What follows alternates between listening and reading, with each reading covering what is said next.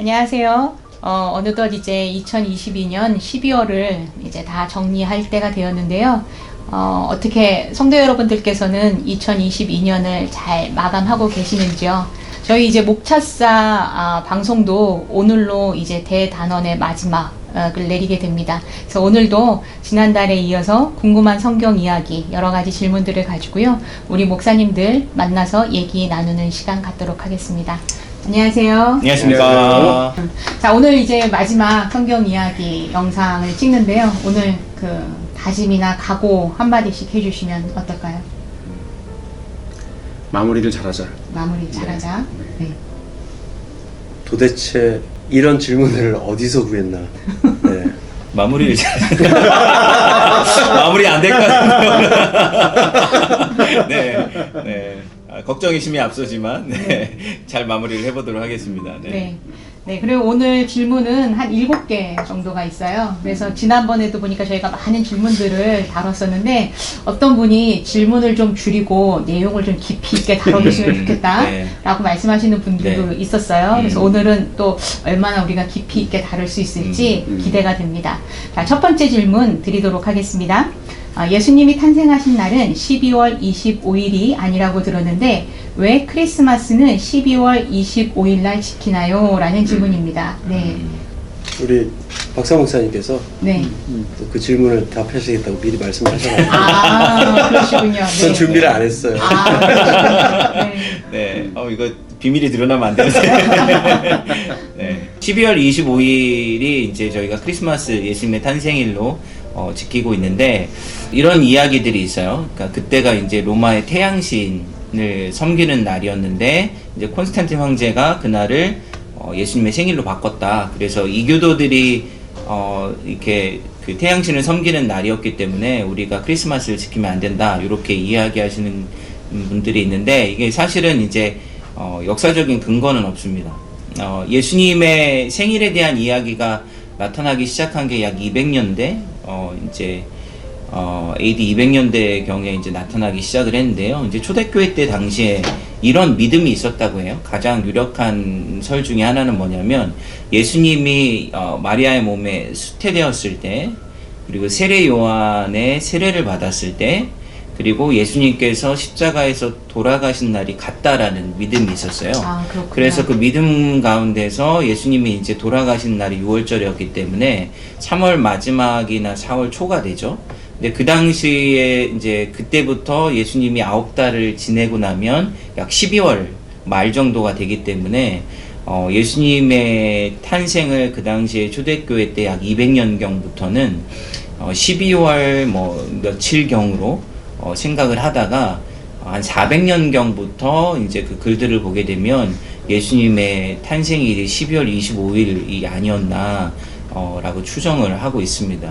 근데 초대교회 당시 때는 예수님의 생일을 중요하게 생각을 하지 않았어요. 왜냐하면 이교도들이 그 당시에 이제 뭐 생일을 축하하고 하는 것들은 이교도들이 하는 것이라고 생각을 해서 초대교회 당시 때는 예수님이 태어나신 날들을 뭐 십자가에 돌아가시거나 부활하신 것에 대한 글들은 많지만 예수님의 탄생에 대한 이야기들은 별로 없었거든요. 근데 이제 그게 나중에 기록에 의해서 예수님의 태어나신 탄생일을 12월 25일경으로 추정하기 때문에 저희가 뭐 이교도들이 하는 태양신을 섬겼다, 그날로 바꿨다 이런 것들은 역사적인 근거가 없다고 볼 수 있고요. 그래서 이제 초대교회들 추정하는 날로 예수님의 생일을 지키고 있다. 요렇게 맞나요? 감사합니다. 네. 잘 설명해 주셨어요. 네. 그러면은 이게 뭐 탄생하신 날이 12월 25일이 아니다라는 것 자체는 질문 자체가 맞지 않는 거네요. 그러니까 우리가 추정하는 거이긴 하지만 그래도 그날 태어난 날로 추정되고 있는 거니까 저희가 25일을 지키는 게 또 맞다라고 볼 수 있겠네요. 네. 또 제가 한번 질문 하나 드릴게요. 성탄절에 대한 질문이 나와서 이제 많은 분들이 이제 잘못 성탄에 대해서 그러니까 예수님의 탄생에 대한 스토리, 이 네이티비티 스토리라고 얘기하잖아요. 거기서 잘못된 뭐라 그럴까? 이해를 하고 있는 분들이 많은 것 같아요. 그게 뭐라고 생각하세요? 예수님이 탄생할 때 누구 같죠? 탄생한 이후에 탄생했을 때 축하하러. 했을 때 예. 축하하러 동방박사. 네, 그리고 또 누가 갔나요? 목동들. 네, 목자가 갔죠. 네. 그게 떨려요. 잘못됐다. 잘못됐어요. 네. 아, 왜요? 지금 네이티비티 스토리 나오는 게 어느 복음서에서 나오죠? 아, 왜 이렇게 떨리지 오늘? 오늘 시조하시는 거예요? 대표하시는 마지막이라고. 누가복음이죠? 누가 네. 예. 그 누가복음에서 나온 이야기하고 마태복음에서 나온 이야기를 짬뽕을 시켜놨어요. 그 보면은. 근데 원래 이 마태복음하고 누가복음을 따로따로 보게 되면은 예수님이 탄생하셨을 때에 누가복음에서 이야기하고 있는 것은 그 구유에 놓여 있는 예수님을 찾아간 것은 목자들이라고 설명을 하고 있고요. 네. 마태복음을 보게 되면 이 동방박사가 그 예수님께서 태어나신 어떤 사인을 보고 멀리 동방에서 이제 왔는데 처음에 이제 헤롯 왕을 찾아가게 되죠. 네. 그리고 나서 물어보고 나서 이제 그 어느 시기쯤 태어났다라는 것을 설명을 했던 것 같아요. 그리고 나서 이제 나와서 예수님을 만나게 되는데 그 마태복음 내용에서 예수님이 집에 있었다, 어머니랑 함께 집에 있었다라고 설명을 하고 있었어요. 아, 예. 정말요? 그리고 나서 헤롯 왕이 어떤 그 칙명을 내리냐면은 2살 미만에 있는 남자아이를 다 죽이라라는 네. 그 칙령을 내려요. 그 얘기는 이제 동방박사가 예수님이 태어나고 이제 별이 떴겠죠. 한 2년 정도가 걸렸다라는 이제 그것을 추측할 수가 있고요. 그리고 그 헤롯 왕이 동방박사의 이야기를 듣고 나서 예수님이 어느 정도 성장했다라는 것을 마태복음에서 이제 설명을 하고 있어요. 그래서 많은 경우 우리가 교회에서 하는 플레이나 또 이렇게 영화를 보게 되면 뭐 동방박사도 찾아가고 또 목자도 찾아가고 막 이러한 상황이 벌어지고 있는데 원래 성경적으로 볼 때는 그 마구간에서 태어난 그때는 목자가 찾아갔고 집에 어머니와 함께 있었다라고 마태복음은 설명을 하고 있고요. 그렇기 때문에 이제 그 예수님이 어느 정도 성장하셨을 때 그래도 막 2살 미만이겠죠.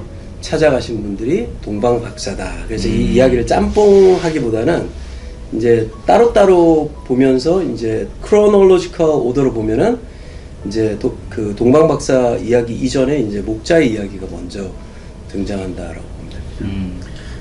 근데 아마 그런 거는 그 교회 학교나 이렇게 여러 가지 좀 어떤 예수님의 탄생 그런 그 비화를 얘기할 때 좀 더 극적으로 하기 위해서 아마 첨가된 부분인 것 같아요. 네. 그래도 어릴 때에도 저도 이제 좀 교회 다니면서 어릴 때 항상 이제 목자들과 동방박사들이 다 그 예수님께 경배하면서 그런 세 가지 공물을 드린 얘기가 있는데 아마 그런 어떤 차원에서 약간 좀 극적으로 더 그거를 최대한 극대화시키기 위한 하나의 그런 장치가 아니라 생각이 되고요. 전 이거는 뭐 사실 지금 탄생비화와는 조금 다르지만 저도 이 질문을 받고 조금 뭐 여러 가지 많이 서치를 하다가 이런 걸 마침 보게 됐어요. 이단들은 그럼 과연 성탄절을 어떻게 보낼까? 예, 현대전교회에서 조금 나온 내용인데요. 이게 좀 궁금하실 분도 계실 것 같아요. 예, 통일교 같은 경우에는 이제 성탄절을 기뻐하지 않는다라고 합니다. 오히려 그때를 슬퍼하는 날로 정한대요. 왜냐하면 예수님이 메시아로서 이 땅 가운데 오셨지만 실패했다라고 생각하기 때문에 크리스마스를 슬픈 날이라고 이렇게 생각한다 그래요.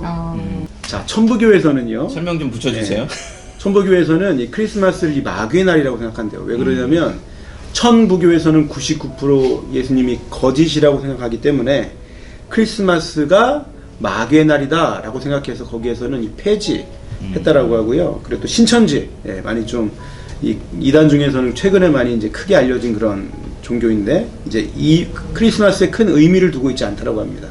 왜냐하면 이제 그 이만희 자체가 재림 예수라고 했기 때문에 그 신천지에서는 예수님은 별 큰 의미가 없기 때문에요.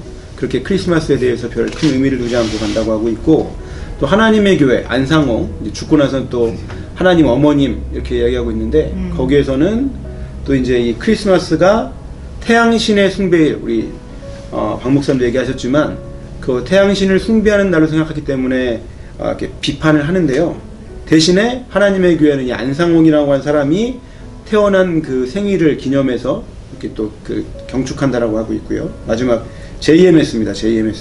JMS는요 마찬가지로 크리스마스보다는 이 정명석의 생일을 재림주의 탄생이라고 해서 거기서 크게 아주 셀러브레이트 한다라고 하네요. 아, 그렇군요. 이거는 뭐 여담으로 그냥 네. 들으시면 좋을 것 같습니다. 네, 이게 1번 질문을 그렇게 어렵지 않게 생각을 했었는데, 박 목사님 말씀 듣고, 또 배 목사님 말씀 들으면서, 우리가 진짜 좀 잘못 알고 있었구나, 시기적으로. 그래서 조금 새롭게 다시 이렇게 배울 수 있는 그런 기회가 된 것 같아요. 또 이재남 목사님, 다른 이단 종교에서는 또 이날을 어떻게 하는지, 그러니까 전혀 생각하지 못했었어요. 이단 종교들이 크리스마스를 어떻게 지내는지 생각하는지에 대해서 조금 새로운 부분들을 많이 알 수 있는 그런 질문이었던 것 같습니다.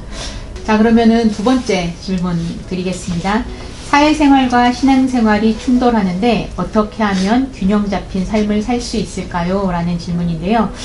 이거에 대해서는 우리 박 목사님께서 답을 좀 해주실 수 있을까요? 네, 이게 참 균형을 잡는 게 참 어렵죠. 근데 저글링을 굉장히 잘해야 되는 것 같은데, 우리 저글링을 굉장히 잘하시는 배 목사님께서 대답을 해주시면 좋을 것 같아요.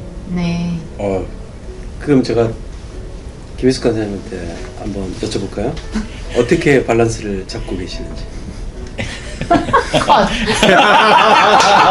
우리가 어떤 사회생활에서의 어떤 그런 밸런스 문제를 얘기할 때 이런 좀 다 고민을 갖고 있는 것 같아요. 하나는 내가 직장에서 꼭 크리스찬으로서 다른 사람들을 전도해야 한다라고 하는 그런 어떤 부담이 좀 있는 것 같고요. 이게 관계적인 측면이죠.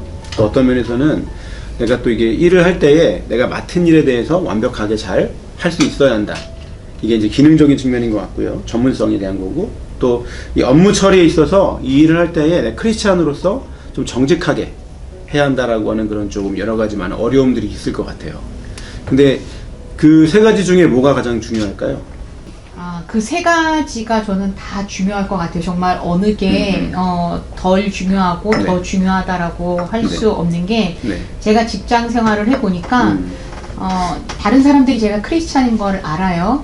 근데 크리스찬으로서 정직하지 않다라고 하면 굉장히 이건 비난을 받을 수밖에 없고, 또 아무리 그 직장이라 할지라도 일적인 관계로 만났지만 서로 사람의 관계 안에서 일을 하는 거기 때문에 그 관계가 어그러졌었을 때에는 굉장히 일을 해나가는데 되게 어려운 부분들이 많이 있을 수밖에 없어요.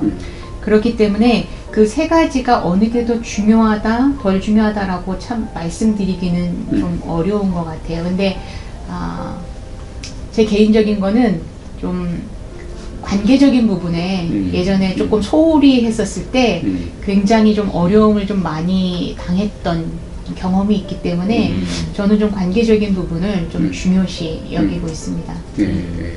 맞아요. 지금 뭐 사람에 따라서 어떤 측면을 조금 더 중요하게 여기는 부분이 있겠지만, 말씀하신 대로 세 가지를 다 저희가 중요하게 생각을 해야 되는 거예요. 네. 근데 이제 저희가 거기 플러스 한 가지를 더 생각할 게 있는데, 그게 뭐냐면 누가 나를 이 직장에 보냈느냐, 누가 나를 여기로 보냈느냐라고 하는 것이죠. 네. 근데 이게 우리가 온전히 이 중심에 자리 잡지 않으면 어떤 경우에는 이 나에게 주신 그런 직장을 그저 단순히 돈을 버는 목적으로만 사용하게 되면 그분은 그 직장에서 결코 행복한 그런 직장을 할 수 없을 것 같아요. 네. 조금만 더 내가 생각하는 것보다 더 어려운 일이 오거나 힘든 일이 닥치게 되면 왜 나를 이런 곳에, 특히 제가 또 이제 이민 생활하시는 분들의 좀 경우를 많이 들어보니까, 사실 뭐 미국이나 캐나다나 사시는 분들 같은 경우에 한국에 사실 때에는 다 고학력자였던 분들이에요. 근데 이제 이곳에 오시면서 사실 그분들이 한국에서 감당했던 그 어떤 직업의 수준보다 훨씬 더 그러니까 죄송합니다. 뭐 직업에 귀천이 없지만, 그런 생각하실 때에 조금 낮은 레벨 일을 하신다라고 생각하는 분이 계시는 것 같아요. 제가 예전에 미국에 있을 때 이제 신학교 다닐 때였는데, 이제 제가 이제 그 웨어하우스에서 일을 했었거든요. 근데 이제 딜리버리 하셨던 분이 계셨어요. 근데 이분이 아무 말도 안 했는데, 자기가 한국에선 서울대를 나왔는데 지금 이건 잠깐 누가 부탁해서 지금 트럭 드라이버를 하는 거다, 그러면서 자기 변호를 스스로 하시는 거예요. 근데 되게 저는 그게 그분을 보면서 되게 안타까운 마음이 들더라고요. 얼마나 지금 자신이 하는 일에 대해서 이렇게 많이 좀 뭐랄까 이렇게 부끄럽게 생각하시면 아무도 묻지 않았는데 그렇게 자기를 변호하려 할까. 근데 그 이면에는 뭐냐면, 그 자기가 지금 하고 있는 일이 되게 많이 이제 부끄럽고, 이 일은 내가 할 사람도 아니다라고 하는 그런 어떤 논리가 깔려 있는 것 같아요. 근데 이 직업이라고 하는 것이 영어로 이렇게 보케이션이라고 하거든요. 근데 이 보케이션이라고 하는 게 뭐냐면 다른 뜻으로 소명이라고 하는 뜻도 갖고 있습니다. 아, 네. 네. 그러니까 이제 우리 직업이라고 하는 것이 지금 이 분과 같이 내가 단순히 이걸 가지고 뭐 다른 사람에게 보여준다거나 아니면 이걸 단순히 그냥 내가 먹고 사는 그런 조건으로만 본다라고 한다면 그것에 대한 만족이라든지 그것에 대한 기쁨을 찾을 수 없을 것 같아요. 근데 어느 직장이든 이것이 하나님께서 나에게 주신 그런 소명이라고 받아들인다고 한다면 그 어프로치는 전혀 다른 어프로치가 되겠죠. 네. 우리가 다니엘과 세 친구의 이야기를 할 때도 사실 다니엘과 세 친구는요 노예였어요. 네. 그렇기 때문에 사실 그들에게 맡겨주신 것에 대해서 그러니까 그 노예라고 하는 현실을 바라볼 때는 불평을 취할 수밖에 없겠지만 그러나 다니엘도 그랬고요. 마찬가지 세 친구도 마찬가지지만 그러나 노예라고 하는 그런 특수한 상황 가운데서 그들에게 맡겨주신 하나님의 그 소명을 귀하게 여겼기 때문에 거기에서 우리 간사님 말씀하신 것처럼 정말 맡겨주신 모든 것들 다 충실히 감당했던 것이죠. 네. 그러니까 저는 우리 직장인들이 사실 여러 가지 많은 스트러글 가운데에서 이곳이 하나님께서 나에게 주신 소명의 장소다 라고 하는 것을 생각하면서 모든 일에 최선을 다할 때에요. 사실 내가 신앙인과 직장 생활에서 오는 그런 스트러글을 최소한 갭을 줄일 수 있지 않을까라는 생각을 갖게 같습니다. 아, 네. 예. 그럴 수 있겠네요. 네. 네. 혹시 다른 분들 더 뭐 나누실 말씀 있으신가요? 저는 이재람 목사님 말씀에 동의하고요. 개인적으로는 이게 쉬운 문제는 아닌 것 같아요. 왜냐하면은 이제 사람들마다 자기 기준이 다 틀리고요. 또 삶과 믿음의 그 밸런스를 잡는다라는 것은 내 삶의 기준이 어느 정도 있다라는 이야기거든요. 그 기준점이 어디냐에 따라서 이 믿음과 또 생활의 그 밸런스를 사람들이 잡아가는데 어떤 경우에는 이제 프랙티컬하게 이제 어프로치를 한다면은 썬데이에 가게를 열어야 되는 사람들, 열어야 되느냐 말아야 되느냐 이제 그러한 뭐 갈등도 있을 거 아니에요. 근데 이 어프로치를 좀 잘못하다 보면은 썬데이 문을 다 닫아야 된다라고 할 수도 있는 입장에 있는 사람이 있을 거고 또 그렇지 않고 또 썬데이에 또 일을 해야 되는 그런 분들도 있잖아요. 아까 이재람 목사님께서 얘기하신 것처럼 내가 일을 하면서 그 안에서 그 보케이션을 어떻게 하나님께서 불러주신 그 사명을 가지고 내가 그 일들을 감당하느냐가 중요하다라고 생각하고요.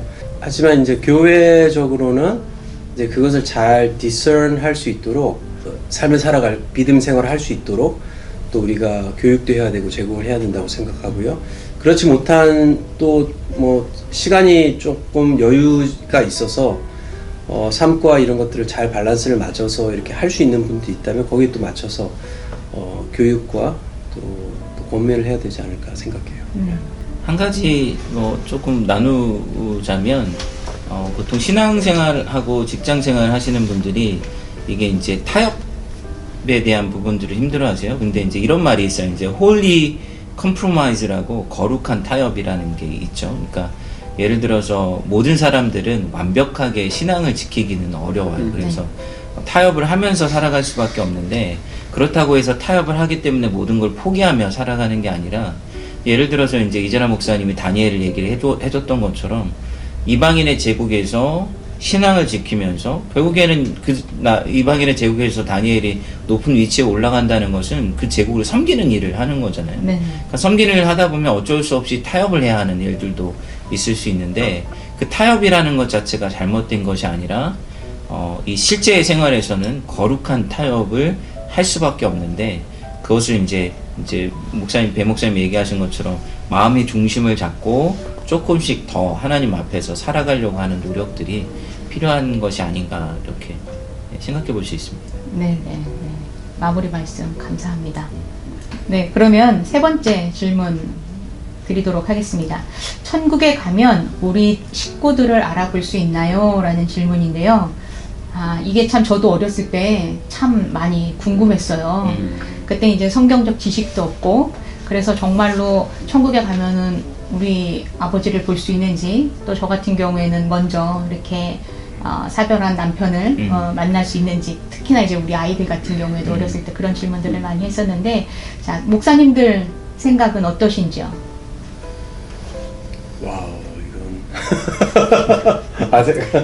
네. 제가 아직 못 가봐서. 못 가봤어? 네, 못 가봐서. 네. 보내드려요? 네. 갔다 와서 한번 얘기해 주시겠어요? 원웨이 티켓이라서 오시는 게 조금 힘들 수도 있어요. 티켓부터 제가 한번 구해볼게요. 질문이 이건 좀 답하기 어려운 질문인 것 같고요. 또 신학자들 안에서 또 다양하게 또 해석하시는 분들도 이제 많은데, 영생을 얻는다라는 것은 우리의 뭐 요한계시록 여기 담당하시는 이제 목사님도 계시지만은, 어떻게 보면 이렇게 피지컬한 킹덤, 또 이렇게 new heaven, new earth라는 그 처음에 하나님께서 창조하셨던 그 에덴의 모습이 이제 또 회복된 그렇게 설명하시는 분들도 있고요. 또 그렇지 않고 이거는 영적으로 이제 우리가 지금 살고 있는 이런 물질적인 그러한 세계가 아니라 또 하나님의 나라는 다른 모습을 가지고 있다 해서, 왜냐면은 이 성경을 보게 되면 이제 우리의 고통과 또 이 많은 것들을 이제 더 이상 생각지 않는다라고 얘기를 하고 있거든요. 그 하나님의 나라를 가면. 그렇죠. 이제 두 가지로 볼 수 있겠죠. 내 기쁨이 너무 크기 때문에 그런 것들이 기억을 안 할 수도 있고, 또 새로운 이 변화된 이제 개체로 이렇게 하늘에 올라가기 때문에 그것들이 기억이 안 날 수도 있는 거고요. 그러니까 정확한 건 알 수 없지만 좀 이렇게 한 가지 확실한 것은 이게 연속성이 있고 불연속성이 있다고 생각해요. 그러니까 예를 들어서 예수님이 부활의 몸을 입었을 때 십자가의 흔적을 갖고 또 예수님을 알아볼 수 있는 형체로 부활을 하셨잖아요. 근데 그 몸은 완전히 다른 몸이었기 때문에, 그러니까 우리가 천국에 가게 되면 알아볼 수는 있을는데, 그런데 그것이 이제 지금과 같은 몸의 형체는 아닐 것이다. 그러니까 저희들이 성경에 나와 있지 않은 것들을 참 궁금하게 여기시는 분들이 많이 있어요. 네. 그러다 보니까 답을 하는 것도 성경에 근거를 해서 얘기를 해야 되는데, 결국에 이렇게 추측하는 그렇죠. 그런 답을 하다 보니까 그것이 또 답은 아닐 수 있고, 그렇기 때문에 우리들이 궁금한 것을 이렇게 꼽을 때에는 이게 정말로 성경에 있는 건가? 라는 거를 좀 생각해 보면서 궁금함을 가져야겠다라는 생각을 좀 갖게 되었습니다. 네 번째 질문 드리도록 하겠습니다. 사사기 입다의 서원을 어떻게 이해하는 게 좋을까요? 라는 질문인데요. 제가 사사기 11장 28절에서 40절 말씀을 찾아보니까 입다가 암몬 자손에게 나갈 때 평안히 돌아오게 해주시면 누구든지 내 집문에서 나와서 나를 영접하는 그는 여호와께 돌릴 것이니 내가 그를 번제로 드리겠나이다 라고 기록한 구절이 나오는데요. 질문하신 분이 하나님께 사람을 번제로 드리는 내용을 어떻게 받아들여야 할지에 관해서 물으시는 것 같아요. 자, 이 질문을 정말로 어떻게 이해하면 좋을까요? 아까 이재람 목사님 이 질문 가지고 이렇게 좀 뭐 제가 옷을 입다가 생각해봤는데요. 벗으시는데요? 그렇죠.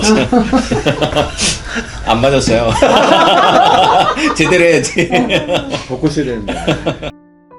저도 신앙생활하면서 신학교 가기 전에는 굉장히 그 대목에 대해서 좀 질문이 많았던 것 같아요.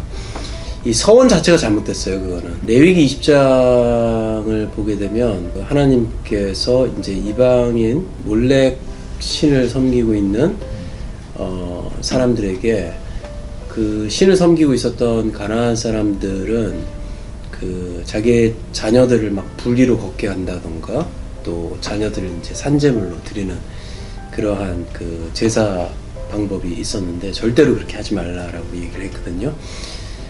입다가 서원을 했던 그 자체가 나를 반기는 사람을 번제로 드린다라는 그 자체도 아마 뭐 자기 집에서 자기가 키우던 개가 튀어나온다라고 생각을 했던 것도 아닐 것 같고, 자기가 키웠던 양이나 뭐 소가 나온다라는 걸 상상한 것이 아니라 나를 반기는 사람이라고 얘기를 했기 때문에 사람으로 이제 이야기를 하고 번제를 드리겠다라고 얘기했던 그 자체, 서원 자체에 문제가 있었다.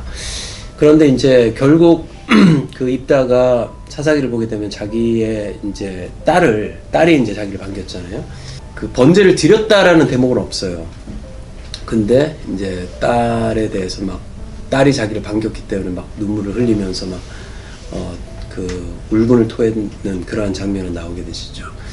그래서 그 내용을 봤을 때에 아마도 하나님께서 그것을 받지 않으셨기 때문에 입다의 딸을 번제로 드리지는 않았을 것 같고요. 하지만 이제 많은 신학자들이 15세기경까지만 해도 다들 입다가 딸을 번제로 드렸다라고 보는 입장들이 더 많았었고요.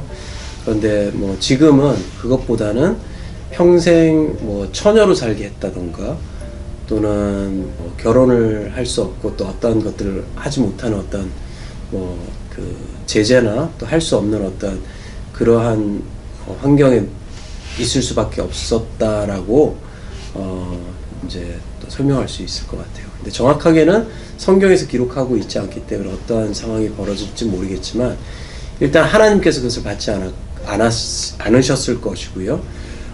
그렇기 때문에 그 번제로 드려지지는 않았을 것 같다. 한 가지 중요한 레슨은 이제 우리가 서원을 할 때에도 그 서원도 말씀 중심으로 서원을 해야 된다라는 거예요. 내 기분 중심으로 서원을 하는 것이 아니라 그래서 이제 주님께서 제자들에게 이렇게 기도하라라고 가르쳐 준 것도 우리의 간청과 간구 또한 하나님의 말씀에 근거해서 할 때 그것이 올바른 믿음 생활을 살 수 있다라는 그 중심의 메시지가 그 입다의 그 메시지가 주는 것이 아닌가 생각합니다. 예, 네. 홍사님군요.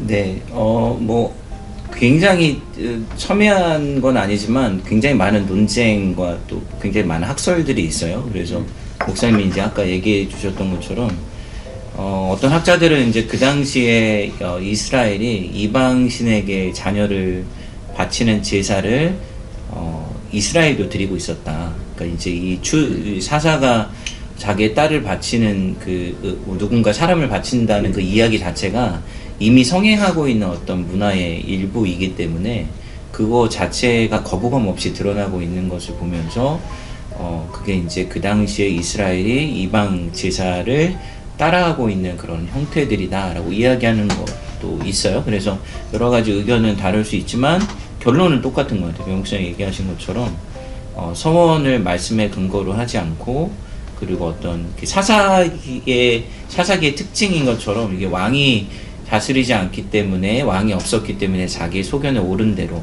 그래서 어떤 자기 욕망을 따라서 행했던 그런 어떤 그 모습을 보여주는 또 하나의 샘플이 아닌가 이렇게 생각이 듭니다. 네, 그렇군요. 예. 그러니까 우리가 이렇게 기도를 하다 보면 하나님 어떻게 뭘 해주시면 이걸 뭐 이렇게 하겠습니다라고 이제 그렇게 기도하시는 분들도 있는데 그거는 이제 하나님하고 딜을 하는 거기 때문에 그렇게 기도해서는 안 된다 이제라고 말씀하시는 분들도 있고 그리고 이제 많은 분들이 어떤 서원 기도를 할 때 아까 이제 배 목사님이 말씀해 주신 것처럼 굉장히 그 놓여 있는 그런 분위기 그런 상황 때문에 막 헌금 같은 경우에도 예전에 그랬던 것 같아요. 막 누가 저 사람의 만불 작정하면 나는 2만 불 이런 식으로 그래서 그렇게 쉽게 휩쓸려서 서원을 하는 경우들이 있기 때문에 굉장히 서원은 진짜 잘 기도로 해야 되겠다. 그리고 일단은 또 성경에서도 내가 서원한 것에 대해서는 지켜야 된다라고 이제 말씀을 하고 있기 때문에 우리가 또 하나님께 고민하고 생각해서 했던 약속은 또 지킬 수 있도록 노력하는 게 또 저희 성도들의 모습이 아닌가라는 생각이 듭니다. 자, 그러면은 다음 질문, 5번째 질문 드리도록 하겠습니다. 죄 짓고 사는 사람은 잘 사는 것 같고 오히려 착하게 사는 사람이 더 큰 불행을 겪는 것을 종종 봅니다. 이런 상황을 어떻게 이해해야 하나요? 라는 질문인데요. 오늘 이제 질문이 조금 삶 속에서 살아가면서 부딪힐 때 어떻게 판단하고 행동해야 되는지에 대해서 이렇게 질문들을 좀 많이 해주시는 것 같아요.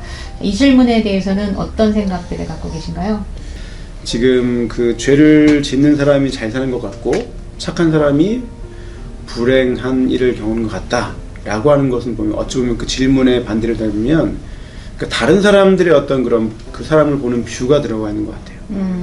그러니까 본인이 그렇게 느끼는 게 아니라 다른 사람들이 볼 때 저 사람은 착한 사람인데 참 안 풀리는 것 같아. 불행한 일들이 계속 이어지는 것 같아. 이런 어떤 관점에서 보는 것 같아요. 그러니까 어찌 보면 다른 사람들이 볼 때 불행하다라고 느낀 사람은 전혀 그렇지 않을 수도 있죠. 네, 그러니까 저희가 좀 생각해 볼 게 그 찬송가를 한 8,000곡 이상 쓰신 분 중에요. 페니 크로스비라고 하는 분이 있어요. 이분 우리가 너무 잘 아는 뭐 예수를 나의 구주 삼고 그리고 예수 나를 위하여 나의 갈 길 다 가도록 정말 주옥 같은 찬송가를 썼죠. 근데 이제 이 사람 같은 경우에는요 태어나자마자 의사의 실수로 맹인이 된 거예요. 그리고 이제 그렇게 해서 이제 좀 어려운 삶을 살다가 나중에 이제 결혼을 하게 되었는데 그때에도 남편이 죽는 그런 안타까운 일을 또 당하게 됩니다. 그러니까 사람들이 얼마나 이 불쌍하게 그 여자를 봤겠어요. 네, 태어날 때부터 의사의 실수로 맹인이 된 데다가 또 남편도 결혼한 지 얼마 안 돼 죽고. 그러니까 다른 사람들의 눈으로 봤을 때 이 여자는 상당히 불행한 여자였죠.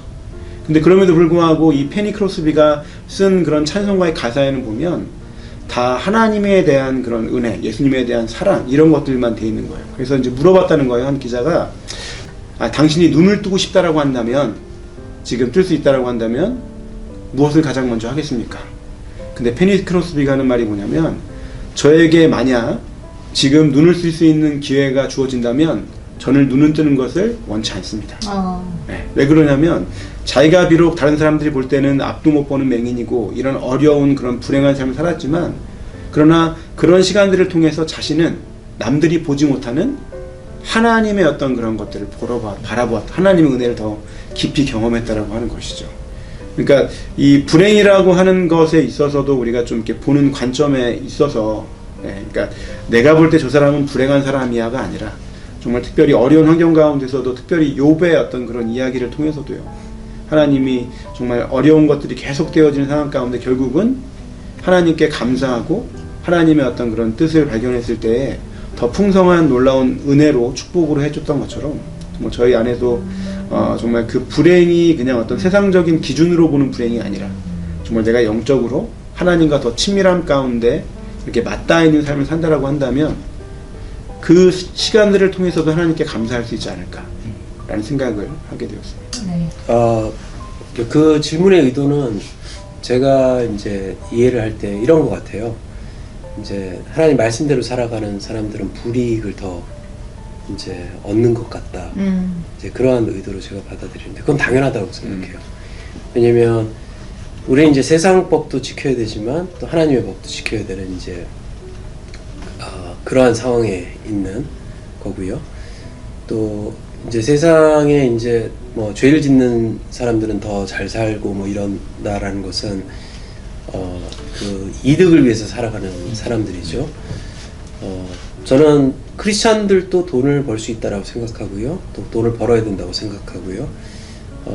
그리고 그 대신 이제 지혜롭게 말씀 안에서 올바르게 하나님의 말씀 안에서 내가 살아가는 그 지혜도 필요하다고 생각해요. 그래서 근데 많은 경우 제 주위에 이제 있는 분들 좀 어렵게 신앙생활을 하시는 분들 보면은 그 지혜가 부족해서 불이익을 당한다라고 생각하시는 분들도 꽤 있는 것 같아요. 또 제가 아시는 분들 중에서 또 큰 사업가들도 계시고요. 크리스찬 사업가들이죠. 네, 이것을 봤을 때 우리는 물론 뭐 세상과 또 믿음 생활을 뭐 두 개로 갈라놓고 이야기를 뭐 이원론적으로 생각하는 건 아니지만 우리는 불이익을 당할 수도 있다. 그리고 또 그 불이익 때문에 우리가 삶의 넉넉함을 누리지 못하는 경우도 생길 수 있다.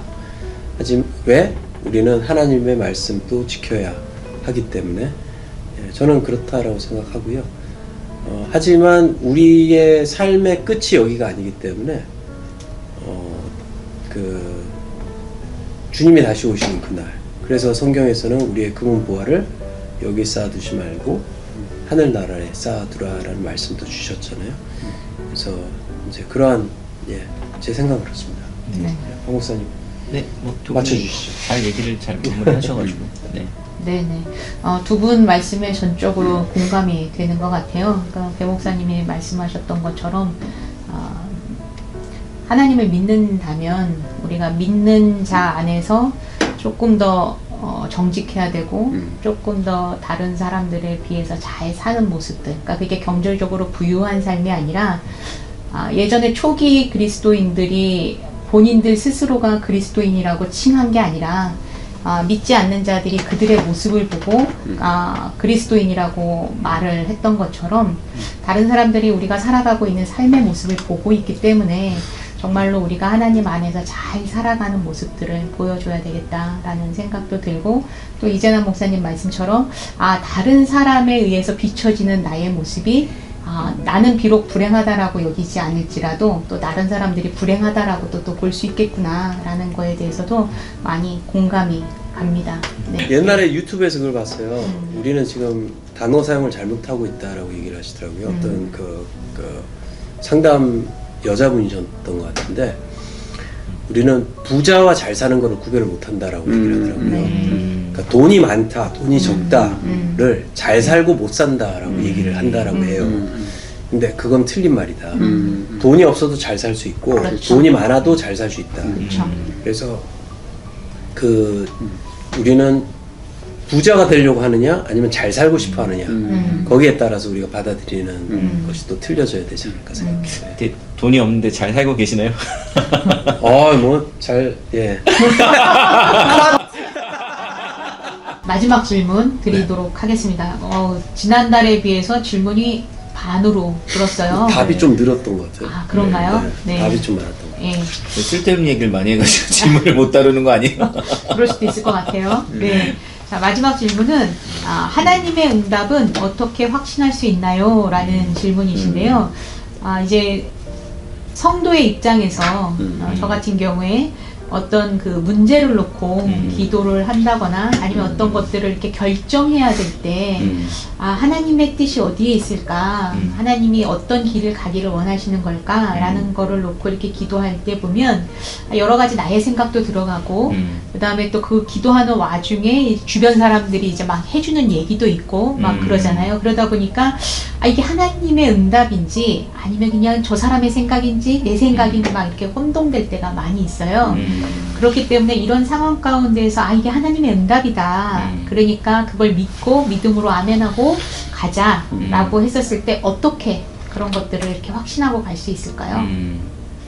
아주 좋은 질문이네요. 네. 어떻게 목사님들은 우리 얘기 다 듣고 나서 이제 나중에 먼저 하세요. 네, 알겠습니다. 네. 눈치채셨어요.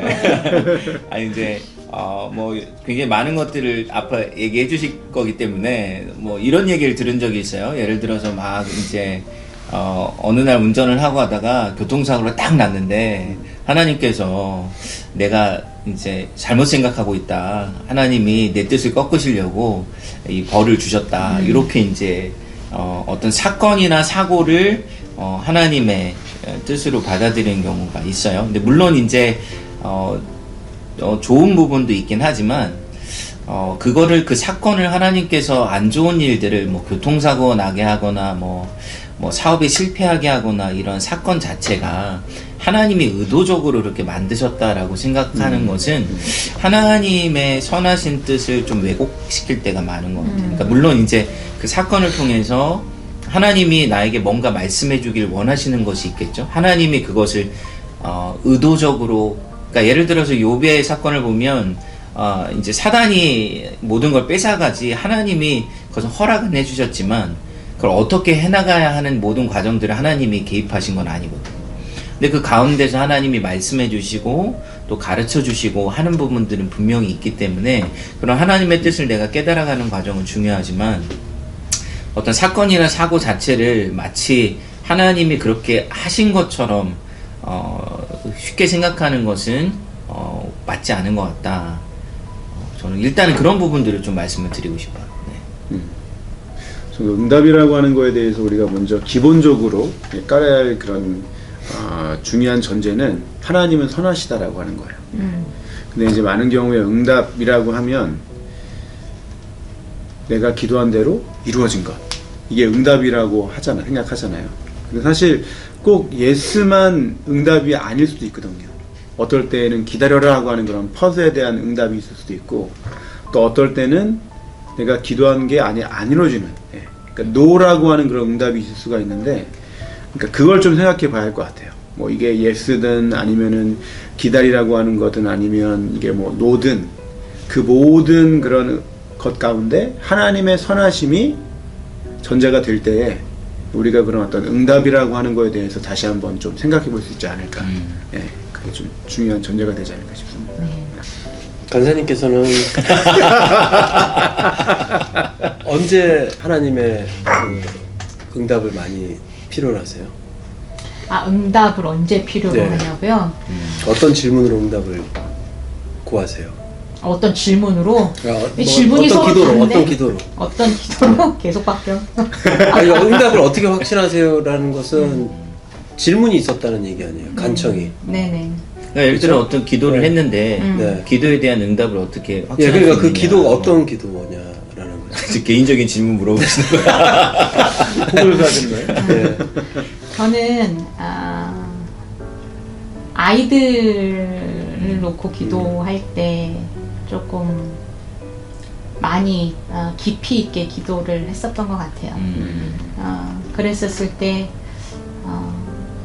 기도하는 가운데 정말로 제가 너무 간절하게 그냥 이렇게 형식적으로 기도하는 것이 아니라 정말로 하나님께 부르짖어 간절히 기도할 때 그때 하나님께서 마음속에서 어떤 진짜 성경 구절이나 아니면 어떤 마음이 딱 이렇게 말씀이 떠오르게 하는 그런 것들, 그리고 실제로는 정말로 하나님께서 이렇게 귀에다 대고 말씀하시는 것처럼 그렇게 얘기한 적도 있었어요.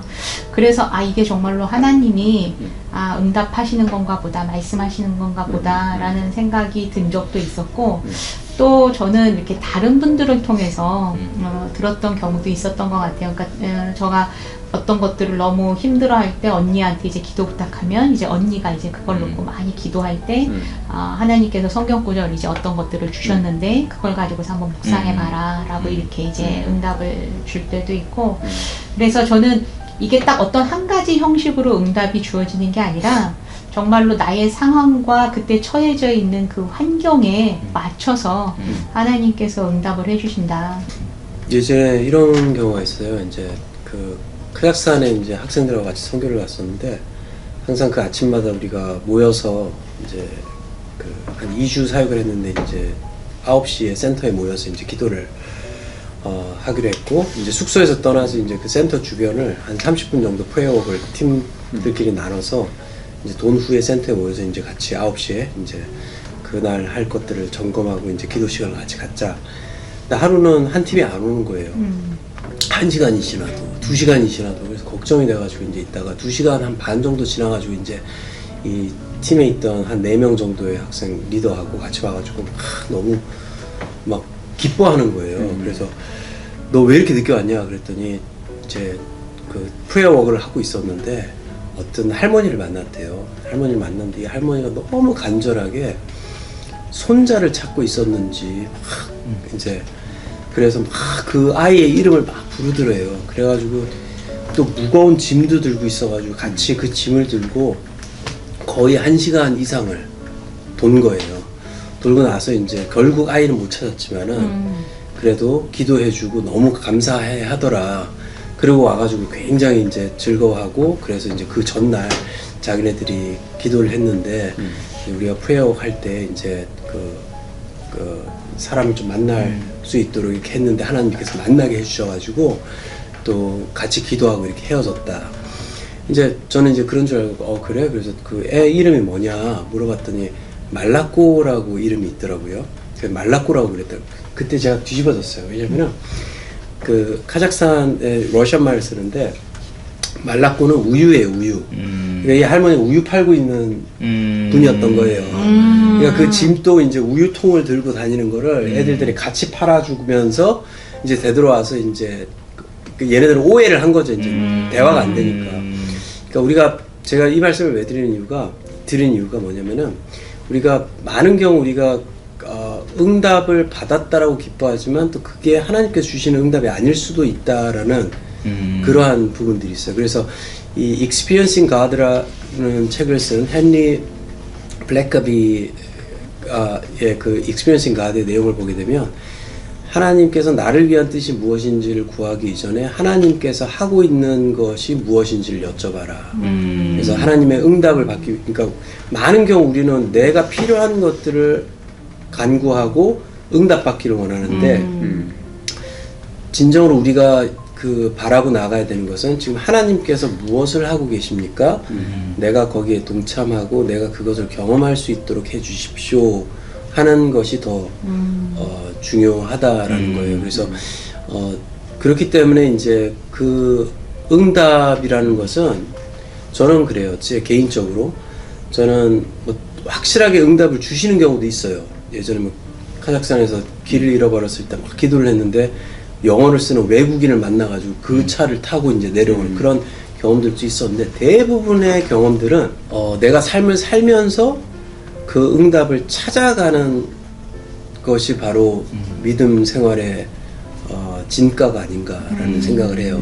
그래서 그것을 도전해보고 아 이렇지. 그 응답이 어떤 경우에는 사업의 실패함을 통해서 아 내가 좀 지혜가 부족했구나라고 이제 주시는 것도 있을 수 있고요.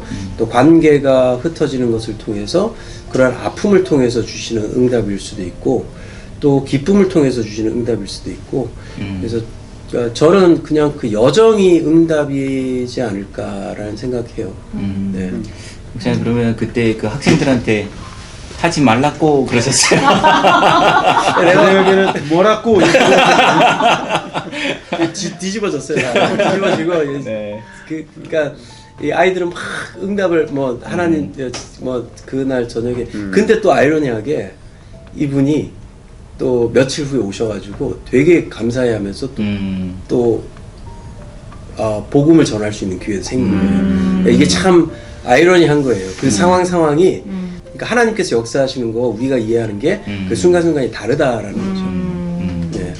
저도 목사님 말에 전적으로 동의하는데 말씀을 이제 저희가 응답을 구할 때 이제 대부분은 사실 이제 저희가 어떤 거를 기도할 때 예를 들어서 어떤 원하는 게 있잖아요. 그래서 뭐 기도할 때는 대부분 원하는 게 있죠. 근데 원하는 것을 놓고 기도하다 보면 사실은 이미 마음이 정해져 있어요. 그러니까 하나님의 응답을 구하기 전에 이미 우리 마음에 원하는 게 있는 거죠. 그러네요. 근데 그런 상태에서 하나님의 응답을 구하면 만약에 내가 원하는 대로 이루어지면 하나님의 응답이라고 생각하고 그리고 원하는 대로 이루어지지 않으면 하나님이 들어주시지 않는다라고 생각을 하는 거예요. 그래서 이 분별이 되게 중요한데 그 이그네이셔스 오브 로욜라라는 사람이 분별을 할 때 가장 중요한 원리 중에 하나를 이제 설명을 했는데 자기 제자 중에 한 명이 찾아와 가지고는 그 당시에는 이제 대학으로 이제 재수잇이 많이 갔었거든요. 그러니까 A 대학을 가야 할지 B 대학을 가야 할지 두 대학에서 오퍼가 들어왔는데 이걸 고민하고 있는 거예요. 그래서 이제 로욜라가 그 이야기를 듣더니 지금 당장 가서 하나님의 응답을 받고 싶으면 당장 가서 기도를 하는데 하나님께서 A를 주시든 B를 주시든 다 받을 수 있는 준비가 될 때까지 기도하라는 거예요. 그러니까 이제 예를 들어서 우리 마음에 A 대학에 가고 싶다는 마음이 있으면 하나님의 응답이 어떻게 올지를 모르는데 이미 마음이 정해져 있기 때문에 우리는 A를 계속 구하게 된다는 거죠. 그런데 어떤 걸 주시든지 다 받을 준비가 되어 있을 때 하나님의 뜻을 구하면 하나님께서 하나님의 뜻을 보여주신다. 이렇게 얘기했는데 저는 그 말에 되게 공감을 하고요. 목사님이 얘기하신 것처럼 이제 우리 마음의 상태, 그러니까 하나님의 말씀, 하나님이 행하시는 일을 보려고 하는 마음, 그게 우선이 되면 하나님의 응답을 조금 더 선명하게 볼 수 있는 길로 나아가지 않을까라는 생각을 합니다. 아, 그렇겠네요. 네. 그러니까 꼭 그 예수님께서 그 십자가에 달리시기 전에 겟세마네 동산에서 이 잔을 피할 수 있으면 피하게 해달라고 이렇게 간절히 기도하시다가 그러나 내 뜻대로 하지 마시옵고 하나님의 원대로 하시라고 하셨던 그 기도처럼 네. 우리가 우리의 간절함이나 아니면 우리의 간구함은 있지만 그 모든 것이 내 뜻이 아니라 하나님 뜻 가운데에서 이루어지게 해달라라는 그 기도가 정말로 필요하겠구나. 그래서 네. 그렇게 저희들도 기도를 해야 되겠다라는 생각이 좀 들었습니다. 자, 이제 그 오늘 우리가 나누기로 했던 질문들은 이제 다 나눴는데요. 이제 울어야 되는 거 아니에요? 근데 이제 2022년 이제 12월 이제 2023년 1월 1일이 이제 얼마 안 남았어요. 그래서 2022년을 좀 잘 마무리, 얼마 남지 않았지만 그래도 좀 잘 마무리해야 될 것 같은데 좀 어떤 생각들을 가지고 있으신가요? 2022년을 잘 마무리하기 위해서. 올 한 해도 굉장히 많은 일들이 있었죠. 특별히 저희는 노 목사님이 안식오를 보내시면서 굉장히 수고를 했는데 네, 또 노 목사님 잘 돌아오시고 많은 일들이 있었는데 이제 얼마 남지 않은 연말을 좀 이렇게 따뜻하게 격려하면서 보내면 어떨까. 주변에 생각나는 사람들 또 함께 했던 사람들, 가족들끼리도 이렇게 좀 배 목사님 수고 많으셨어요. 뭐 이런. 그 말씀이요. 네. 옆에서 많이 도와주셔가지고. 네. 네. 저도 좀 비슷한 의견인데 이제 거의 이제 저희가 비록 아직도 여전히 좀 코비드가 끝난 건 아니지만 그러나 많은 부분이 이제 일상으로 이제 회복이 되고 있는 것 같아요. 2023년도는 이전보다 좀 더 바쁜 해가 되지 않을까. 그런데 이제 또 저희가 그런 상황 속에서도 말씀 비슷한데요. 격려도 좋고 또 감사하는 말로 이렇게 좀 해주면 좋지 않을까. 변호사님 감사합니다. 네. 감사합니다. 네. 감사합니다. 네. 네. 함께 뛰자. 이번 연도의 표, 그 내년도에 이제 감사를 중심으로 이제 넘쳐 흘러나는 복의 통로가 될 수도 있고 또 하나님께 주신 그 복을 나눌 수 있는 그러한 주제로 이제 나가게 되는데요.